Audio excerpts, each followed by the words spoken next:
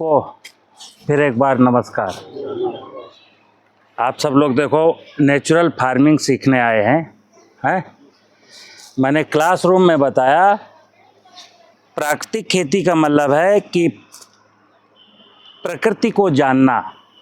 प्रकृति में क्या है? पंचमहाभूत, धरती, पानी, हवा, आकाश और अग्नि। सूरज का ना कुछ मैं बिगाड़ सकता हूँ ना कुछ बना सकता हूँ। आकाश का मैं ना कुछ बिगाड़ सकता हूँ ना बना सकता हूँ।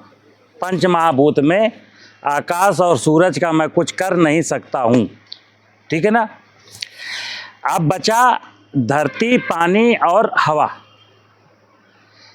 धरती माने जमीन, पानी माने जल, हवा माने जंगल। जमीन, जल, जंगल, तीन चीज़ें हैं जड़ जगत की जिसके बारे में मुझे सोचना है। क्या? जमीन, जल और जंगल। जमीन की उर्वरता को बढ़ाना है, वर्षा जल को बचाना है या भूगर्भ जल का दोहन रोकना है। प्राकृतिक खेती में भूगर्भ जल का दोहन भी रोकना है। जैसे जहाँ वाटर लेवल बहुत नीचे जा चुका हो वहाँ धान गेहूँ की खेती नहीं करना है, क्योंकि खेती निरंतर है, मेरे आने वाली पीढ़ियों को भी करनी है। अगर आज की तारीख में हम लोगों ने लालच के लिए खेती की, ज़मीन का पानी ऐसे ही लूटते चले गए, तो आपके बच्चों को क्या मिलेगा? तो खेती निरंतर है। ठीक है ना। प्राकृतिक खेती का मतलब है खेती की निरंतरता को बनाए रखना। प्राकृतिक खेती का मतलब है भगवान की वास्तविक पूजा करना। भूमि की पूजा, जल की पूजा और जंगल की पूजा।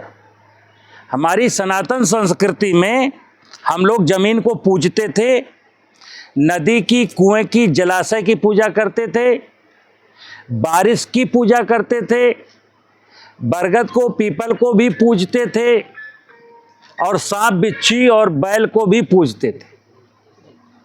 तो जमीन, जल, जंगल और जीव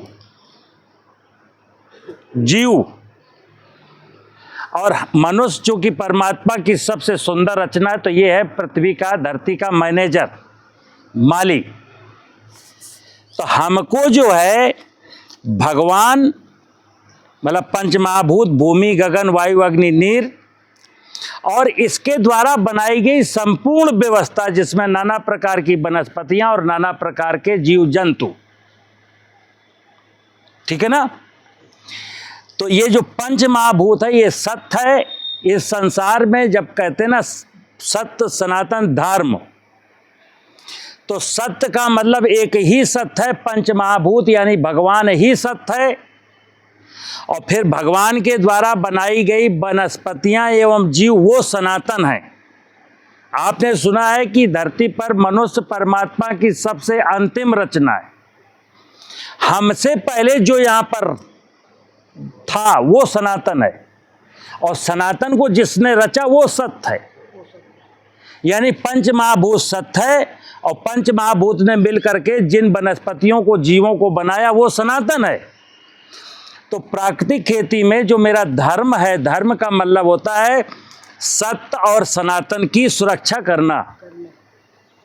भगवान एवं भगवान के द्वारा बनाई गई व्यवस्था को आत्मसात करना, उसको नष्ट होने से बचाना, उस व्यवस्था में परस्परता में मिल करके रहना, ये खेती का सत्य है। यही मेरा धर्म है, यही मेरी पूजा है। अगर आज की तारीख में मनुष्य धरती को बंजर होने से नहीं बचा पाया, भूगर्भ जल का दोहन करता रहा, वर्षा के पानी को नहीं बचा पाया, जंगल को काटता रहा, वृक्षों का रोपण नहीं किया, तो पूरी दुनिया धार्मिक अनुष्ठान के नाम पर जो पाखंड फैलाते रहना पाखंड, भगवान आपकी कोई मदद नहीं कर पाएगा। ठीक है ना। तो वास्तविकता को स्वीकार करना।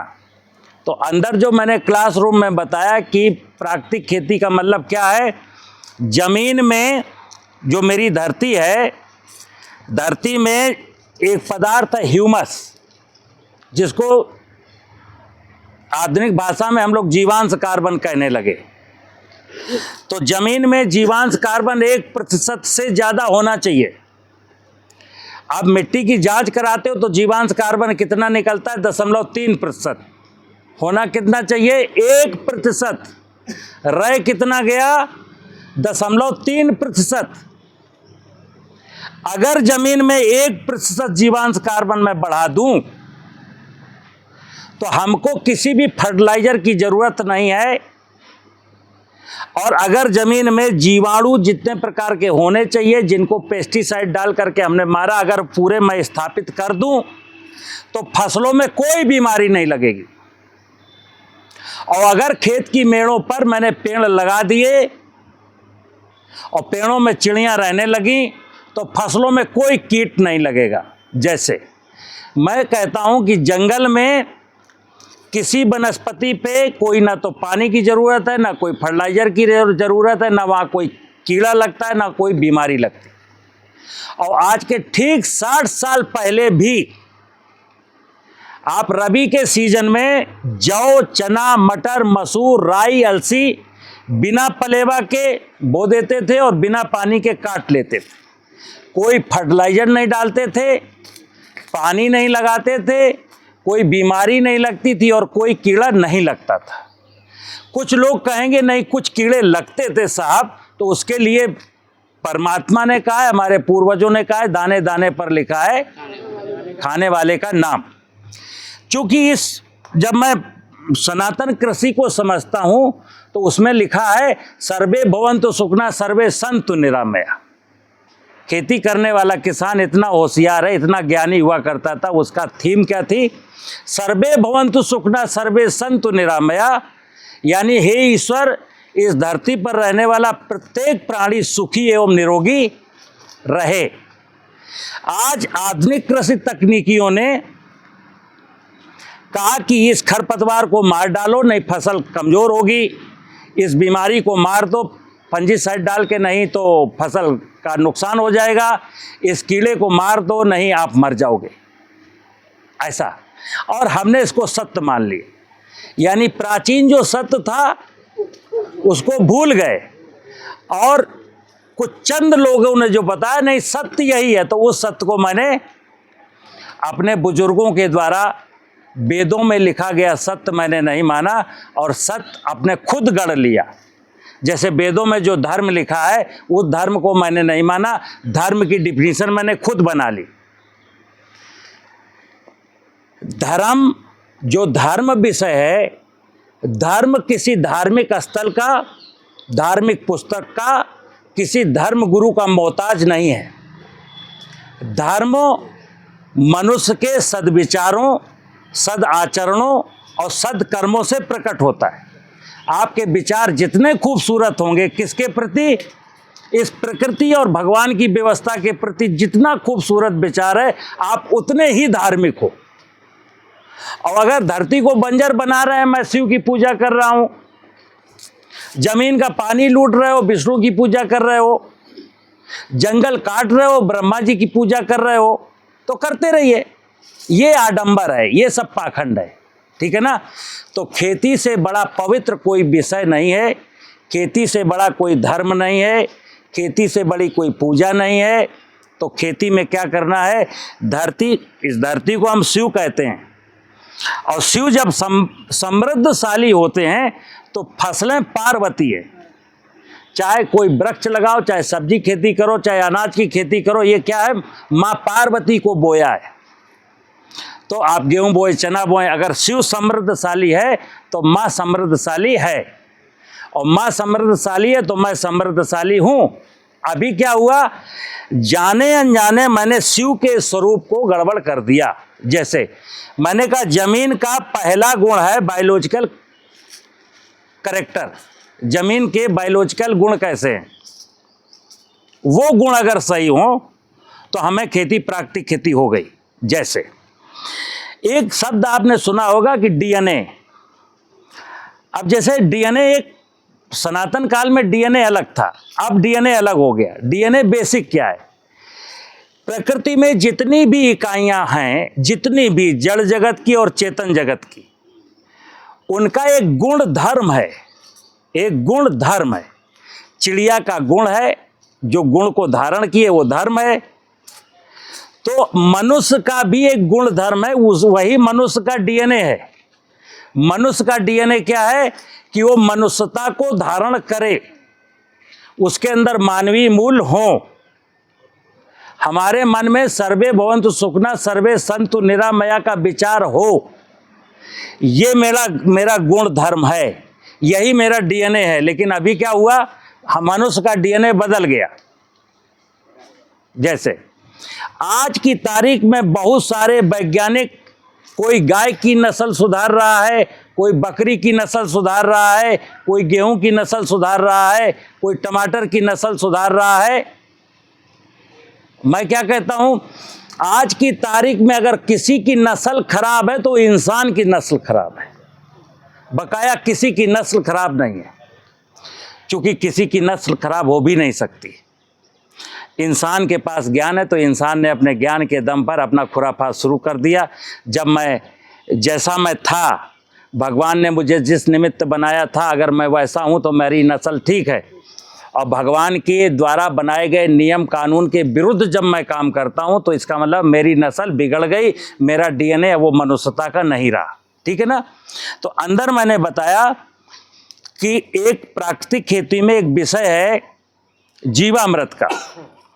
सारे देश में प्राकृतिक खेती का जैसे ही नाम, जैसे पहले जैविक खेती को गूगल में सर्च करेंगे, आज के 10 साल पहले, 5 साल पहले या आज भी आप गूगल बाबा से पूछिए जैविक खेती, तो उसमें क्या आता था, एक हाथ में बर्मी कंपोस्ट और उसमें एक पौधा, यही सिंबल था। आज जब आप प्राकृतिक खेती को सर्च करोगे, नेचुरल फार्मिंग को, तो उसमें आता है जीवामृत। उसमें क्या लिखा रहता है, गाय का गोबर 10 किलो, गाय का पेशाब 10 लीटर, बरगद के पेड़ के नीचे की मिट्टी 500 ग्राम, बेसन 1 किलो, गुड़ 1 किलो, 72 घंटे में बन जाएगा। और फिर इसको सिंचाई के द्वारा गेहूं में डाल देना, फिर 200 लीटर बनाना, फिर वही प्रक्रिया करना, 10 किलो गोबर, 10 किलो गौमूत्र, 1 किलो बेसन, 1 किलो गुड़, 500 ग्राम बरगद की मिट्टी, 72 घंटे में फिर बन जाएगा। फिर दूसरे पानी में डाल देना, फिर यही प्रक्रिया तीसरी बार फिर दोहराना। अब आप समझिए बात को कि पहले तो जीवाणु, इसको समझना कि जीवामृत है क्या चीज, जरूरत क्यों पड़ी। तो मैं कहता हूं इस जमीन में ये शिव बाबा की माया, वो शिव बाबा के गण है जीवाणु। धरती माँ है जिंदा, तो जिंदा किसकी बदौलत है, केंचुआ की बदौलत, दीमक की बदौलत, गुबरैले की बदौलत और नाना प्रकार के माइक्रो ऑर्गेनिज्म की बदौलत, जिसको पेस्टिसाइड डाल करके हमने नष्ट कर दिया। कोराजिन, फोरेटेंजी, थिमेटेंजी, फ्यूराडान, रिजेंट, ऐसे चीज़ें डाल करके मैंने जीवाणु मार दिए। तो अब धरती में जो बायोमास है, जब आप फसल काट लेते हैं, कुछ जड़ तना पत्ती छूट जाता है, वो पचता नहीं है, वो डिकम्पोज नहीं होता। तो जीवांश कार्बन की कमी वर्ष दर वर्ष होती जा रही है। कार्बन की भी कमी होती जा रही है और जीवांश की भी कमी होती जा रही है। कार्बन की कमी तो इसलिए होती जा रही क्योंकि आज के किसान हार्वेस्टर से, देश का 60% एरिया हार्वेस्टर से काटा जाता है और आग लगा दी जाती है। तो कार्बन को, तो जो कार्बनिक पदार्थ था उसको मैंने आग लगा के जला दिया। और जीवाणु जो थे, जिनको मरने के बाद जीवांश बनना था, वो जीवाणु मैंने पेस्टिसाइड डाल के मार दिए। तो जमीन का जो बायोलॉजिकल प्रॉपर्टीज थी, फिजिकल प्रॉपर्टीज थी, केमिकल प्रॉपर्टीज थी, वो सारी की सारी खत्म हो गई। अब क्या है, 42 हार्स पावर का ट्रैक्टर 3 इंच से ज़्यादा ज़मीन नहीं जोत पाता, क्योंकि वो हार्ड हो गई, उसके फिजिकल प्रॉपर्टीज नष्ट हो गई। और ज़मीन में जो चीज़ें बच जाती हैं वो डिकम्पोज होके ह्यूमस नहीं बन पा रही, क्योंकि जीवाणु नहीं है। तो प्राकृतिक खेती में मैंने बोला कि अंदर क्लासरूम में कि ज़मीन को अगर अच्छा बना देंगे और ज़मीन में जीवांश बढ़ जाएगा तो फर्टिलाइजर की ज़रूरत नहीं है। ज़मीन में अगर जीवाणु बढ़ जाएंगे तो बीमारी नहीं लगेगी, जमीन के ऊपर पेड़ पौधे लगा देंगे तो चिड़िया हो जाएगी, तो कीड़ा नहीं लगेगा, हो गई प्राकृतिक खेती। कितनी सरल है, ठीक है ना। तो मैंने बोला खेत की मेड़ बनानी है, बारिश का पानी रुके, खेत की मेड़ों पर पेड़ लगाना है, और किसी भी कार्बनिक पदार्थ को फेंकना, जलाना, बेचना नहीं है। इतनी चीज़ें जब आप तय कर लेते हो, तब आता है कि जो चीज़ें ज़मीन में मर गई, नष्ट हो गई, जीवाणु, वो कहाँ से लाएं। तो मैं वो जंगल से लाया हूँ। कई वैज्ञानिक हैं देश में जो इस विधा का विरोध भी करते हैं, जैसे उनकी बात का मैं विरोध करता हूँ, वो मेरी बात का विरोध करते हैं, द्वंद्व चल रहा है। और मैं क्या कहता हूँ किसान से कि अपने कॉमन सेंस से समझने की कोशिश करो। जैसे इस जमीन के जो जीवाणु मैंने मारे हैं, लोग कहते हैं गाय के गोबर में, मैं कहता हूँ नहीं है। वो कहते हैं, मैं कहता हूँ नहीं है। आ जाओ आमने सामने बात कर लेते हैं। हर जीव जो मल विसर्जित करता है, किसी भी जीव का मल आप टेस्ट कर लो। जैसे गाय के गोबर में कहा गया कि गाय के गोबर में 1 ग्राम गोबर में 5 करोड़ जीवाणु है, तो मैंने कहा ह्यूमन वेस्ट को आप टेस्ट कर लो, उस पर भी 5 करोड़ मिलेंगे। भैंस का टेस्ट कर लो, उस पर भी 5 करोड़ मिलेंगे। क्यों? क्योंकि पाचन की क्रिया में जीवाणुओं का ही रोल है। हमारे या पशु के स्टोमक में जीवाणु होते हैं, वही पचाने की क्रिया करते हैं।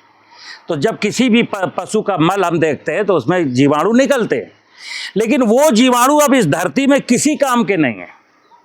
और उदाहरण कैसे देता हूं, जैसे आप 30-40 साल पहले लोटा लेके शौच क्रिया के लिए जाते थे, तो 24 घंटे में वो मल आपका मिट्टी बन जाता था। इसी प्रकार कोई गाय भी अगर आपके खेत से गुजर गई, बैल, और वहां पर गोबर कर दिया, तो गोबर भी 24 घंटे में मिट्टी बन जाता था।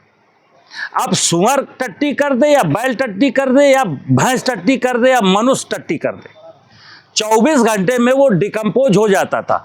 आज चाहे गाय का गोबर डालो, चाहे भैंस का गोबर डालो या अपना मल डाल दो, आज वो पड़े पड़े सूख जाता है, मिट्टी नहीं बनता। इसका मतलब हुआ कि जमीन में जो बेस्ट मटेरियल है, उसको मिट्टी बनाने वाली पूरी की पूरी मैकेनिज्म समाप्त हो गई। तो उस मैकेनिज्म को पहले हमें जिंदा करना है। तो पहले जो मैंने बताया कि खेत की मेड़ बनाना, मेड़ पर पेड़ लगाना और बायोमास जितना भी वो खेत में लौटाना, 3 काम करने। खेत की मेड़ बना के वर्षा के पानी को रोकना, खेत की मेड़ों पर पेड़ लगाना। क्यों? क्योंकि ये जीवाणु या तो पेस्टिसाइड से मरते हैं या धूप से मरते हैं। तो अगर किसी का 5 एकड़ का जमीन है जिसमें कोई पेड़ नहीं है, मेरा जीवामृत ले गया, बरसात में डाला, रबी में डाला, और मार्च में जब फसल काट लिया, तो अप्रैल, मई, जून की गर्मी में मर जाएंगे। इसलिए मैंने कहा कि जिंदगी भर ऐसा को थोड़ी कि 50 साल से यूरिया डाल रहे थे तो 50 साल तक जीवामृत डालोगे। जीवामृत की कहानी सही से समझ आ जाए, प्राकृतिक खेती की समझ सही से हो जाए, तो 5 साल के बाद ये पूरी नौटंकी बंद। ना हमको जीवामृत डालना, ना कुछ बनाना है, ना डालना, क्योंकि अब मेरी जमीन में जीवाणु हो गए। अब मैं पेस्टिसाइड डाल के मारता नहीं हूं, खेत की मेड़ पर पेड़ लग गए, इसलिए वो मरते नहीं है। ठीक है ना। तो अब मैं आपको दिखाता हूं जीवामृत का क्या लफड़ा है, क्या विज्ञान है। वहीं रहेंगे, देखिए आप इधर आ जाना कुंवर सिंह जरा। देखो ये है जीवामृत। ये अभी बहुत स्ट्रांग नहीं है। कारण क्या है, यहां से लोग ले जाते हैं। कल भी आपके फतेहपुर से लोग आए थे और कम से कम जो है 70 लीटर ले गए। तो इसमें फिर पानी डाल दिया, फिर चीनी डाल दिया।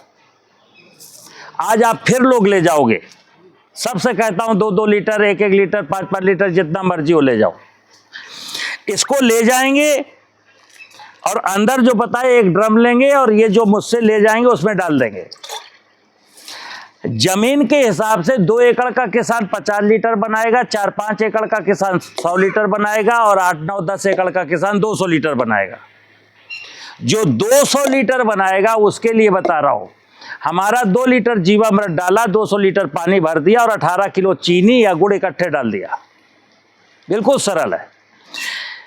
30-35 दिन बीतने के बाद इसमें 10 किलो चीनी या 10 किलो गुड़ फिर डाल देंगे, और 55 दिन के अंदर जैसा मेरा है उससे आपका अच्छा हो जाएगा। इसमें भी गाढ़ापन कम है, जीवाणु तो बहुत है। जैसे कहते हैं एक ml पानी में 10 की पावर 9, अभी इसमें 10 की पावर 9 नहीं है।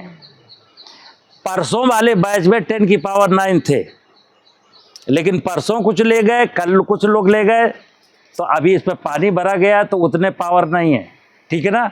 अब इसमें 10 की पावर हो सकता है 6 हो, या 10 की पावर 7 हो, या 10 की पावर 5 हो, ठीक है ना। लेकिन आपका जब 2 महीने बनेगा तो उसमें 10 की पावर 8 या 9 तक के बैक्टीरिया हो जाएंगे 2 महीने में। अब इसको डालना कैसे है? एक तो इसको छाया में रखना है, किसी भी पेड़ की छाया में या किसी छप्पर के टीन सेट के नीचे, ठीक है ना। पेड़ की छाया सबसे अच्छी होती है। इसको कोई कुत्ता बिल्ली पक्षी पीने ना पाए, इसलिए इसको टाट से ढक के रखना है, क्योंकि जो पिएगा अगर बन गया तो मर जाएगा, खतरनाक है, ठीक है ना। डालना कैसे है कि जब आप किसी भी फसल को बुआई के लिए चलते हो, जैसे अंदर कोई किसान पूछ रहा था कि मेंथा, हमने कहा ये तो मैं जमीन को जिंदा कर रहा हूं, जमीन जिंदा हो गई, आप मेंथा बो, अरबी बो, भिंडी बो, मिर्चा बो, कुछ भी करो। यहाँ पर फसल का कोई रोल नहीं है कि अलग अलग फसल में अलग अलग प्रकार से डालने की विधि, ऐसा कुछ नहीं है। ये तो मैं जमीन में डाल रहा हूं। तो अगर कोई फसल बो रहे हो, खेत में पलेवा कर रहे हो, मतलब खेत में पानी लगा दिया है, पानी 2 अंगुल 1 अंगुल 1 इंच भरा हुआ है, तो 20 लीटर इससे ले जाइए और 1 एकड़ जमीन में 30-40 जगह फेंक दीजिए, मग्गे से ऐसे छिनक दीजिए। ये जीवाणु पानी में हिल करके पूरे खेत में पहुंच जाएंगे। अगर जमीन में पानी नहीं भर पाए हो और नमी नीचे है, 2 अंगुल के बाद नमी है, और आप सोच रहे हो कि साहब इसी में जुताई करके मुझे मूंग बोनी है, तो क्या करेंगे, 20 लीटर इसे निकालेंगे ड्रम से, 100 किलो सूखे हुए गोबर में मिलाएंगे। ये हो गया घन जीवामृत। लिक्विड रूप में डालेंगे तो जीवामृत कहलाएगा, जब इसको गोबर की खाद में मिला करके डालेंगे तो इसको नाम क्या हो जाएगा, घन जीवामृत। तो इसको आप यूरिया DAP की तरह छींट दिए, और छींटने के बाद अपनी फसल बो दिया। जब ये जीवामृत डालोगे तो अब आप DAP, पोटाश, जिंक, सल्फर, जाइम सब भूल जाना, क्योंकि प्रैक्टिकल भी करिए आप। जैसे अभी वो जो पुराना वाला जीवामृत था, जितने भी देश के किसान मुझको मिलते हैं, सबसे पूछता, वो कहते हैं साहब पहले वो गौमूत्र वाला बना रहा था, तो हमने कहा क्या अनुभव है, तो बोले पैदावार लगभग सब आधी रह जाती है। मैं क्या कहता हूं, मेरी तरकीब का जीवामृत बनाएंगे, डालेंगे तो पैदावार जितनी हो रही थी उतनी ही होगी, और DAP, पोटाश, जिंक, सल्फर सब बंद हो जाएगा। लेकिन यूरिया बनाए रखना है, क्योंकि यूरिया कार्बनिक पदार्थ से आती है, कार्बनिक पदार्थ खेत में कम है, तो DAP, पोटाश सब है जमीन में, मैनेज हो जाएगा, लेकिन यूरिया मैनेज नहीं होगी। जब तक जीवांश कार्बन बढ़ करके 1% नहीं हो जाता, तब तक यूरिया आपको धीरे धीरे डालते रहना है। जैसे जैसे जीवांश कार्बन बढ़ता जाएगा, यूरिया आप कम घटाते जाइए, ठीक है ना। तो यूरिया जितनी डालते थे, जैसे अभी कोई लोग कहेंगे कि साहब मैं तो DAP डालता था, यूरिया डालता ही नहीं था, तो DAP में जो नाइट्रोजन की मात्रा है वो डालनी है। जैसे 1 बोरी आप DAP डाल रहे थे 50 किलो, तो 50 किलो में 9 किलो यूरिया चली गई, और 23 किलो फास्फेट थी। तो फास्फेट मैंने मना किया है। जो 9 किलो नाइट्रोजन थी, 9 किलो नाइट्रोजन के लिए 20 किलो यूरिया आपको वहां टॉप ड्रेसिंग करनी पड़ेगी, पैदावार नहीं घटेगी। कई लोग कहते हैं फिर साहब ये प्राकृतिक खेती कैसे हुई जब आप यूरिया डलवा रहे हो, तो सुनना, सारी फसलें जब पोषण लेती हैं तो वो इनऑर्गेनिक फार्म में लेती हैं। जैसे मैंने दाल रोटी खाई, दाल रोटी क्या है, ऑर्गेनिक है, लेकिन मेरे पेट में जब जीवाणु क्रिया करते हैं, तो जब मेरा ब्लड बनता है, जब मांस मज्जा बनता है, तो सब इनऑर्गेनिक में हो जाता है। तो ऑर्गेनिक देना है, जैसे यूरिया डीएपी लगातार देना ये केमिकल होगा, लेकिन जब पत्तियां और गोबर सड़ेगा जीवाणुओं के द्वारा, वहां भी नाइट्रोजन, फास्फोरस, पोटास निकलेगा, वो इनऑर्गेनिक ही होगा।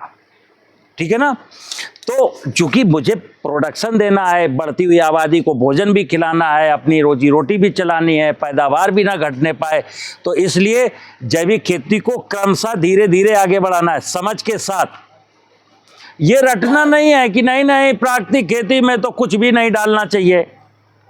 अरे धीरे धीरे करेंगे ना। अभी मैंने क्या बोला, फास्फेट खत्म, पोटास खत्म, जिंक खत्म, पेस्टिसाइड खत्म, एक यूरिया की तो बात है।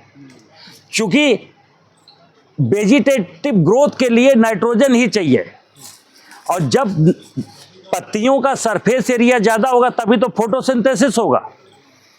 तो फोटोसिंथेसिस की क्रिया प्रॉपर चले ताकि कार्बोहाइड्रेट बने, इसलिए मुझे नाइट्रोजन 2 साल 3 साल देखते जाओ, जैसे जैसे समय बदले, जैसे जैसे खेत की सिचुएशन सुधरेगी, उस हिसाब से आप खुद आइडिया लगेगा, अब इतनी नाइट्रोजन कम कर सकता हूँ, अब इतनी नाइट्रोजन कम कर सकता हूँ।